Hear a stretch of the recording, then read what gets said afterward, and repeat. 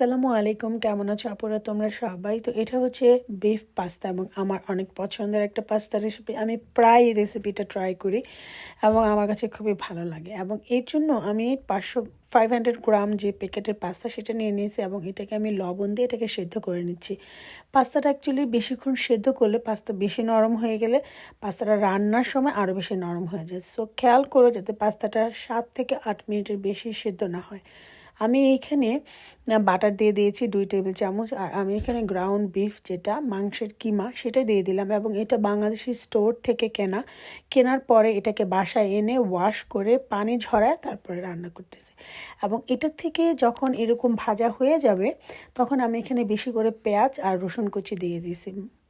পাস্তাতে actually রসুন কুচিটা অনেক ভালো যায়, আর যেহেতু এটা মাংসের কিমা এর জন্য আমি আর বেশি করে রসুন কুচি দিয়েছি। তারপর আমি কিছু ভেজিটেবলস দিয়ে দিয়েছি, তার মধ্যে ছিল সেলারি এবং গাজর।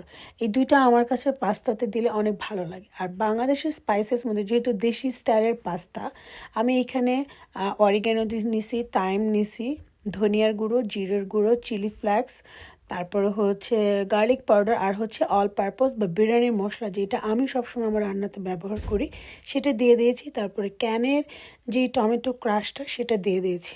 তো এই ক্ষেত্রে এটাকে আমি সব মশলা সব কিছুকে ভালো করে ভেজে নেব। এবং আমার কাছে মনে হয়েছে যে একটু লবণ কম হবে, এই জন্য আমি আবার একটু গার্লিক সল্ট ব্যবহার করতেছি এইখানে। এটা টোটালি অপশনাল, না থাকলে দেওয়া দরকার নেই, নর্মাল সল্ট দিলেই হবে। তো কিমাটা যখন অনেক সুন্দর করে কষানো হয়ে গেছে, মশলা টশলার গন্ধটা চলে গেছে, এই ক্ষেত্রে আমি এখানে ক্রিম ব্যবহার করতেছি। এবং এই ক্রিমটা দিয়ে এই মাংসের কিমার গ্রেভিটাকে আমি একটু লম্বা সময় রান্না করব। এই গ্রেভিটা যত বেশি রান্না হবে মাংস তত মজা হবে এবং পাস্তাটা খেতে আরও বেশি মজা লাগবে। তো আমি আরও বেশি ফ্লেভার আনার জন্য এখানে ধনিয়া পাতা কুচি দিয়ে দিয়েছি। আমার পাস্তা রান্না দেখে অনেক শেফরাম বলে কি রাঁধছে। আসলে কি দেশি স্টাইলে রান্না করলে, দেশি জিনিস দিয়ে রান্না করলে রান্না খুবই মজা হয়। পাস্তা রান্না মানে এটা না যে শুধু ব্ল্যাক পেপার আর লবণ দিয়ে পাস্তা রান্না করব। যে কোনো মশলা দিয়ে পাস্তা রান্না করা যায় এবং আমি যেমন দেশি স্পাইসেস দিয়ে করি খুবই মজা লাগে।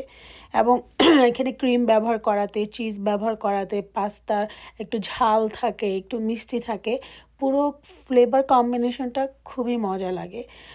আমি যতবারই ট্রাই করছি আমার এটা যতজনই খাইছে সবার কাছে খুবই প্রশংসনীয় ছিল। তারপরে এই তো আমি এখানে কিছু শ্রেডেড চিজ দিয়ে দেবো, কিছু না, এখানে প্রায় 1 কাপের মতো শ্রেডেড চিজ। তারপরে এই তো পাস্তা মানেই তো চিজ। আমি আমার পাস্তার আরেকটা রেসিপি শেয়ার করব, সেটা হচ্ছে ভেজিটেবল বেক পাস্তা। তো এই তো, ভালো থাকবা, আল্লাহ হাফেজ, শুভরাত্রি। আসসালামু আলাইকুম। তো এটা হচ্ছে আরেকটা পাস্তার রেসিপি এবং এর জন্য আমি হচ্ছে বাটার দিয়ে দিয়েছি। তারপরে আমি বেশি করে রসুন কুচি দিয়ে দিলাম, পেঁয়াজ কুচি দিব। এখানে পেঁয়াজ কুচি না, পেঁয়াজগুলোকে একটু হচ্ছে মোটা মোটা করে কেটে নিয়েছি। তারপরে এখানে আমি হ্যালোপিনো কুচি দিয়ে দিয়েছি।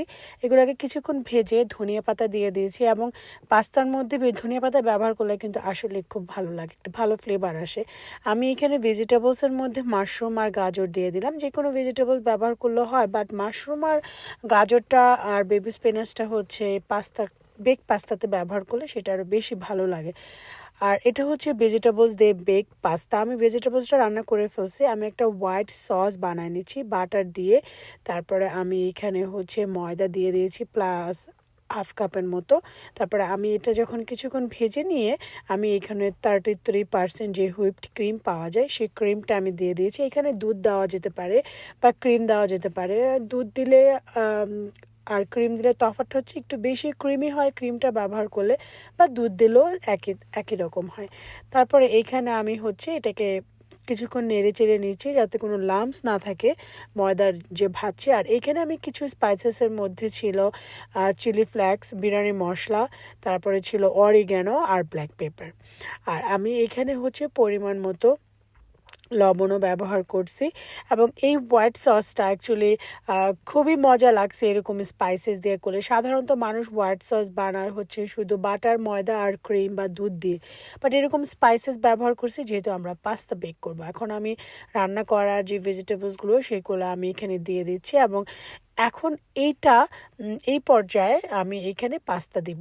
আর এই যে সাদা হোয়াইট সসটা কিন্তু বেশি ঘন হবে না, কারণ আমাদের এটা পাতলা দরকার, কারণ বেশি ঘন হয়ে গেলে আমরা পাস্তাটা মিক্স করতে পারবো না। তারপরে আমি এখানে সেদ্ধ করায় রাখা পাস্তা, আমি পাস্তার মধ্যে একটু লবণ দিয়ে সেদ্ধ করছিলাম। তারপরে এখন এই পর্যায়ে অ্যাকচুয়ালি পাস্তাটা রেডি, বাট আরেকটু মজা করার জন্য, মানে যেহেতু এটা বেক পাস্তা, এটা আমি একটা বেকিং বাটিতে নিয়ে নিচ্ছি এবং এখানে আমি কিছু শ্রেডেড চিজ দিয়ে দিলাম, উপরে আমি কিছু হ্যালাপিনো দিয়ে দিলাম। এটা ওভেনে আমি 15 মিনিট বেক করার পরে টাডা, মজার পাস্তা রেডি। এবং এটা খুবই মজা, দুটোটা পাস্তার রেসিপি অ্যাকচুয়ালি খুবই মজার। এই তো আজকের মতো এইখানেই।